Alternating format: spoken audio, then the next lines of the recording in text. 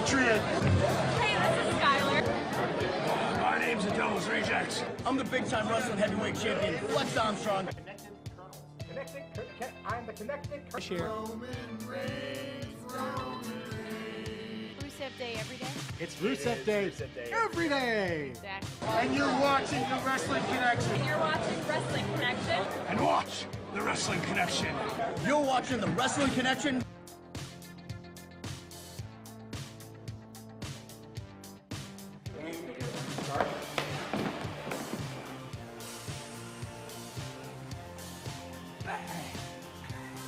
I hear that women gain immortality from licking the feet of babies. What? Say. Be connected, get connected, and stay connected, brothers. Allison.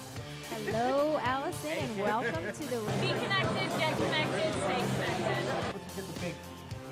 Oh, of course, we have the official presentation. Thank you. Get connected, be evil, or die. Moving on. Be connected, get connected, stay connected.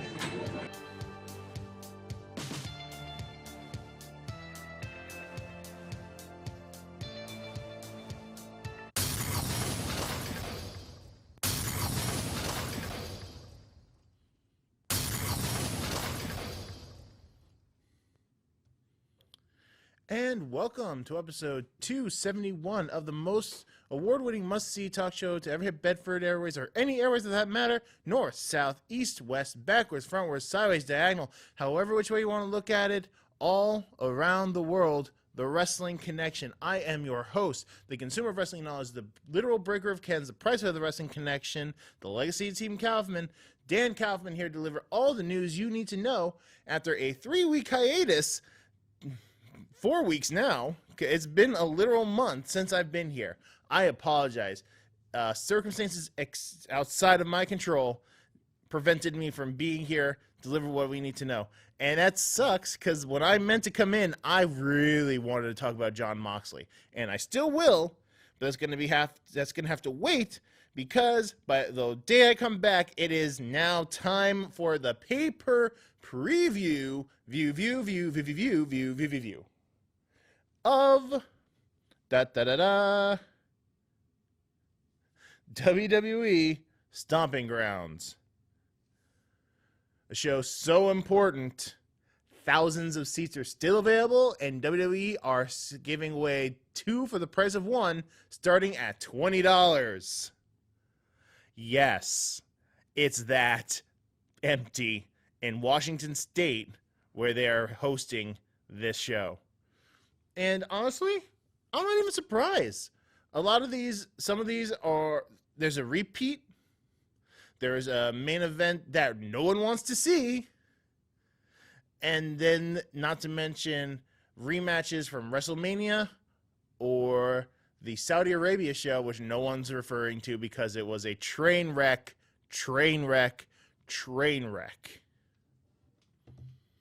But c'est la vie, the show must go on, as it were.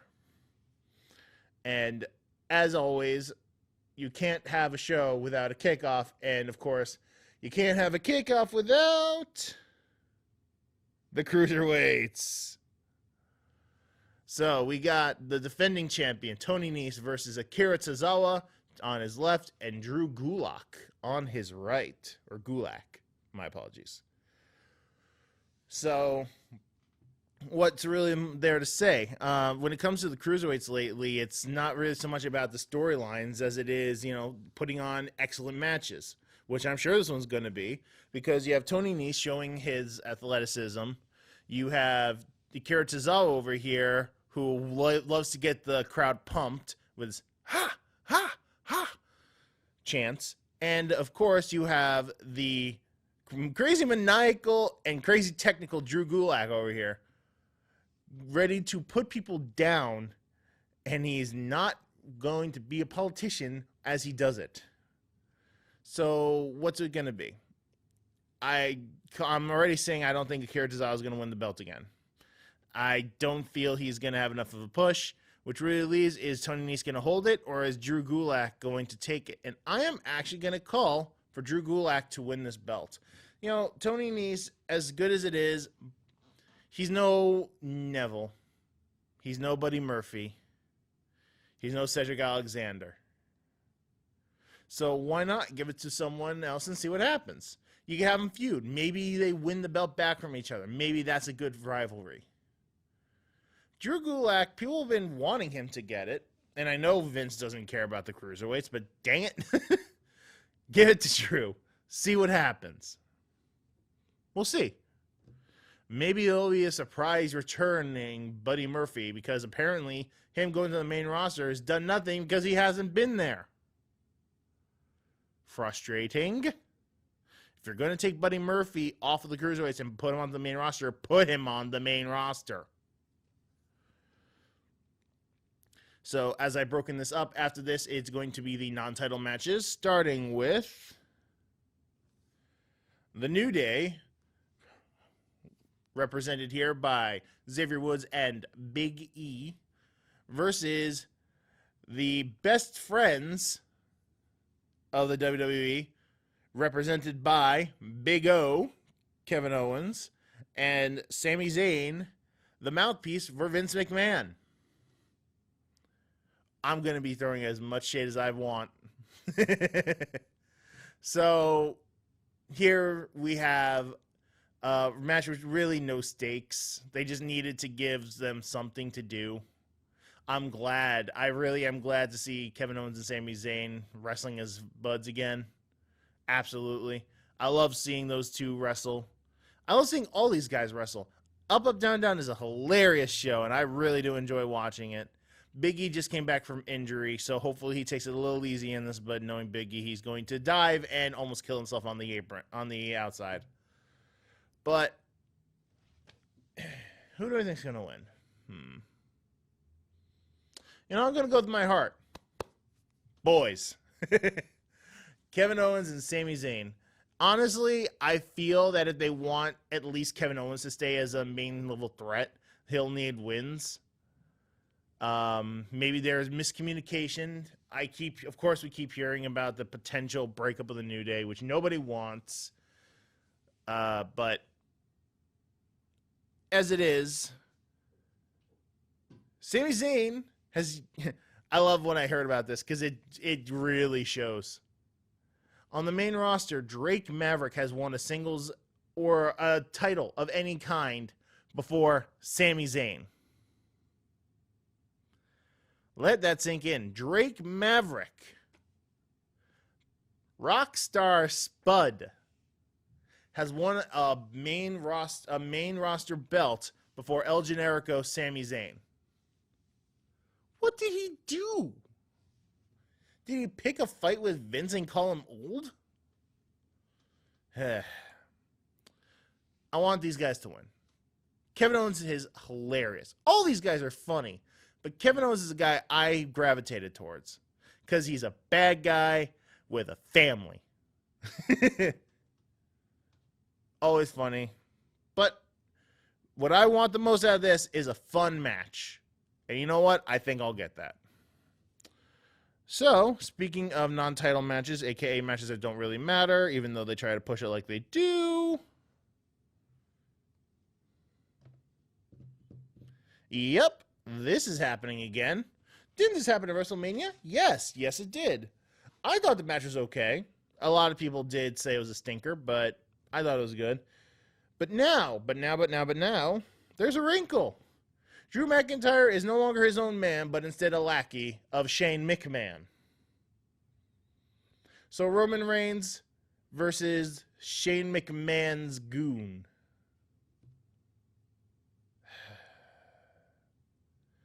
It sucks because I think because Shane McMahon is going to be there, he's going to screw Roman out of a win.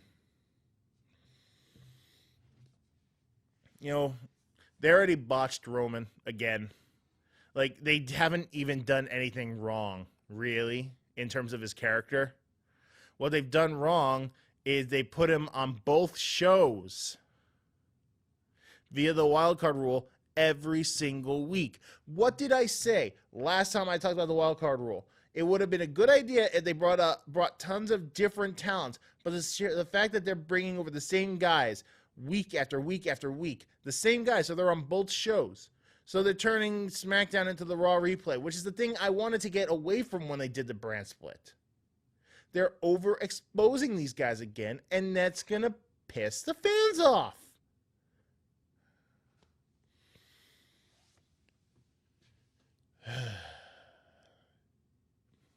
You know what? I take it back.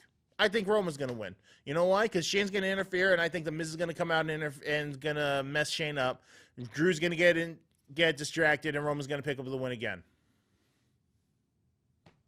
That's what I think is going to happen.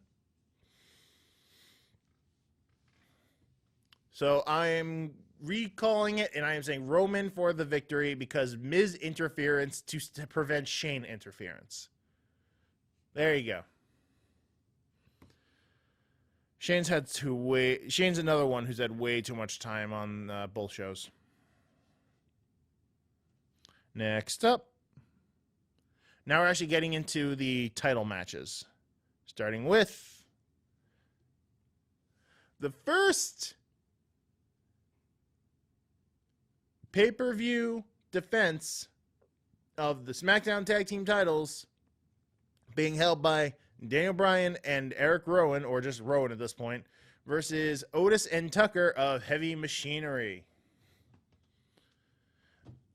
They're what do I think of this match? I think it's going to be a very big Haas match, and I think that Heavy Machinery are going to have a lot of fun while Daniel Bryan gets very mad because they're not taking this seriously. But in the end, I feel Daniel Bryan and Rowan are going to retain because we don't really have a lot of interaction with Heavy Machinery as of late, and I think that they'll want to keep Daniel Bryan happy, and one of the ways they would do that is by letting him hold a belt. So if he's not going to go for the U.S. title, if he's not going to go for the IC title, he's going to retain the SmackDown Tag Team title. Because no matter what, Daniel Bryan is always loved no matter what he does or how good he is at doing it. So, speaking of the U.S. title, Samoa Joe versus Ricochet. So, what do I think of this match? I think it'll be a very interesting match. I'm pretty sure these guys have wrestled each other before, outside of WWE. Samoa Joe is very hard-hitting as usual, but with the exception of WrestleMania where he won the belt via, I knock you out cold in under a minute. He hasn't really been pushed strongly, as you would say, because he keeps losing via roll-up. Surprise roll-up, surprise roll-up, surprise roll-up.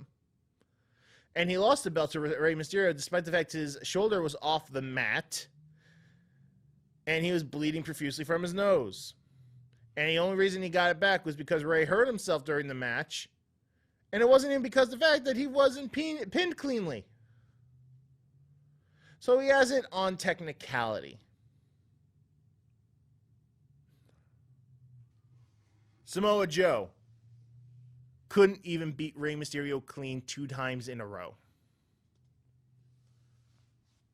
Regardless, does that mean he has an issue with high flyers? Who is he facing? Oh, I don't know. Ricochet? I think Ricochet is going to take it. I think it's going to be his first main roster title. He'll be the U.S. champion, and Samoa Joe will just vanish away, and he'll be nothing but a good promo once again. Because they seem to not like Samoa Joe.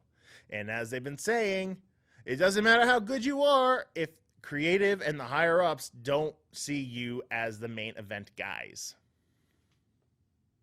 Womp womp. Just ask Rusev and Shinsuke. The stuff that's come out while I've been gone. Interesting. Very interesting. Regardless, next up will be the women's matches, starting with Bayley, the SmackDown Women's Champion, versus Alexa Bliss with Nikki Cross in her corner. Now, this one I'm not really sure about. I mean, the feud really just got out. They finally had a good story at the very, very last second, which is Alexa Bliss still holds Bayley accountable for a terrible time in NXT, saying that the only person who really gave Alexa the time of day was Charlotte, and Bayley was nowhere near as nice as she's pretending to be now. While Bayley holds Alexa not as a goddess, but as a spoiled princess who thinks she's entitled to everything. And just like she did with Mickie James, Alexa Bliss now has convinced Nikki Cross to be in her corner. Which at least is good to see Nikki Cross actually being something on the main roster. I mean, seriously, when's the last time Ember Moon had anything? She's finally getting a small feud with Sonya Deville and Mandy Rose. But that's after how long of her waiting around for anything substantial to grasp at?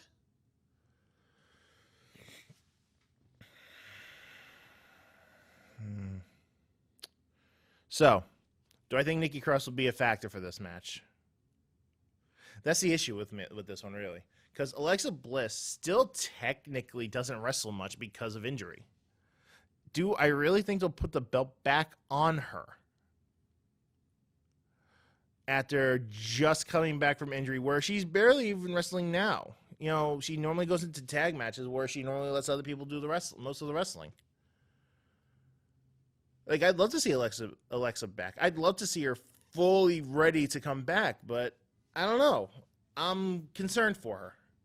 So I'm honestly going to say Bayley's going to take this one. I think Bayley will retain the title. They'll go to do something else. Maybe it'll be a long-standing feud. I heard someone say toss of a double turn where Alexa will turn face by being right and Bayley will turn heel by revealing true colors. Maybe, but I don't think that'll be here. So, next up, we got the Raw Women's Championship. Becky Lynch versus Lacey Evans. So, when it comes to these two, I already said on the last pay-per-view that I was actually very impressed by Lacey Evans. I believe it was Money in the Bank. I was very impressed by Lacey Evans and what she was able to do. She showed a lot better ring capability than she did in her first real outing on a pay-per-view, which was the Royal Rumble. So I think these two will have a good match. And the fact that this not going to be a gauntlet-style match, which means Becky can put her full attention on this, will definitely be a big plus. So this could be a surprise match of the night if these two really go at it. So who do I think is taking it? I still think Becky's holding it. They are really starting to peg Becky and Seth as the power couple of the main roster. So it's pretty obvious, at least in my opinion, that Becky's going to retain the belt here. I feel Lacey's also too soon. You know, I know that Vince loves this kind of blonde bombshell kind of thing. But I feel as long as Lacey Evans has that olden style first lady kind of gimmick, I don't think she's going to go far. I don't. I feel once she drops that and becomes like a military kind of thing, that's when it's going to go off. But for now, Becky still is the most profitable woman on the main roster, which means she's going to have the most merch, which means she's probably going to hold the belt. And she's also dating Seth, and now they're really plastering that on the main screen. So that is how I think it's going to be. Becky will retain. We got 2 matches left. First one being the WWE World Heavyweight Championship. Kofi Kingston versus Dolph Ziggler. You know, Dolph's always been a great promo. When you let him go, he can go and he will deliver anything you need him to. And Kofi's been pushed crazy strong since Mania. And I'm very happy about that. And, again, this is a rematch from the Saudi Arabia show. I refuse to even give it a name. I know what it is. You know what? No. Let's call it Saudi Arabia Super Slam. And, Kofi won there. So Dolph demanded a rematch via steel cage, and that's where we are here. Kofi will be alone, I'd imagine. No New Day to help because they have their own match. Dolph is not the one to take the belt off of Kofi. They're going to make this a big thing. I don't know which belt Dolph will get, because it seems to be a recurring thing where he gets at least one belt per year, but I don't think it's going to be the belt off of Kofi. I absolutely do not. Kofi's going to retain championship, and it's got to be someone big. Maybe a member of the New Day. Maybe an upcoming Aleister Black. Maybe Bray Wyatt will swap over. Maybe Shane McMahon. Terrible thought. Terrible thought. But, it'll be a good match. These guys have wrestled before. They know each other's styles. Maybe they could make something good out of it. And in the end, there'll be a Trouble in Paradise. 1, 2, 3. Kofi will take the belt that he came in with the belt. He will leave with the belt. Stomping ground. Kicking and taking aim. Main event time, people. Buckle up. It's a doozy.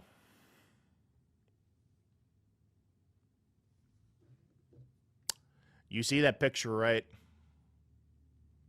Seth Rollins versus Baron Corbin. Baron Corbin main eventing in 2019. Are you kidding me with this? I mean, seriously? This guy, again? Main event, again?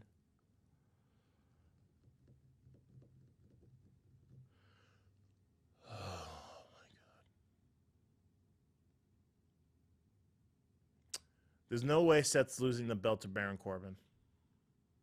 They could do it if they really want to upset the fans. If they really do not care about the fans, especially with AEW pulling every punch they possibly can, getting every shot in, with Jon Moxley screwing over the backstage and creative and Vince McMahon.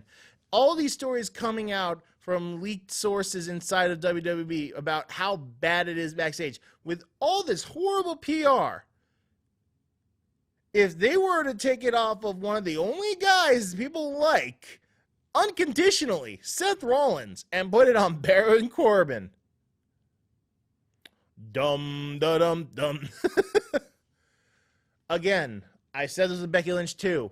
They're pushing Seth and Becky as the power couple, especially since they both hold the belts, to have Baron Corbin take the, and let's not even forget, there's supposed to be a special guest referee for this match.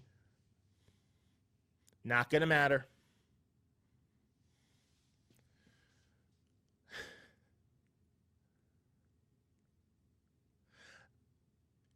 Here's the thing, they could actually do it. They could take the belt off. They could give it to Baron. Baron Corbin and Drew McIntyre could have a feud with Seth Rollins and Roman Reigns. I'm sorry, one moment, please.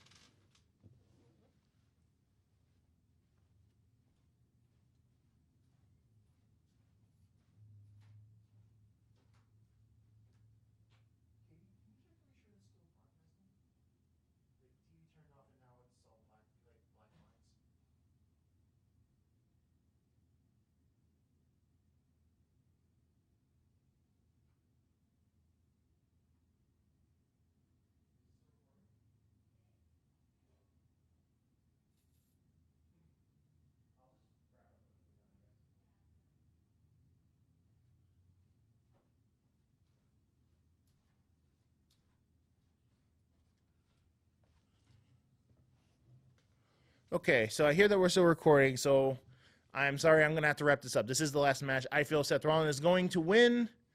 I feel he's going to leave as Universal Champion. And to wrap this up, I thank everyone for watching. I'm sorry for the long hiatus. I am back. We will be back next Friday for the review, the paper review of WWE Stomping Grounds, and hopefully all technical difficulties will be dealt with. So I thank everybody for watching. Stay tuned for future episodes of the Wrestling Connection.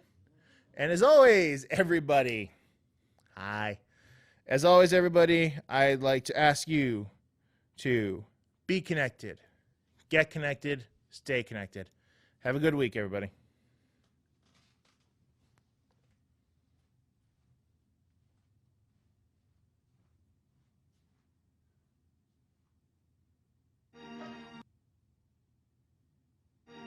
I've heard it too many times to ignore it. It's some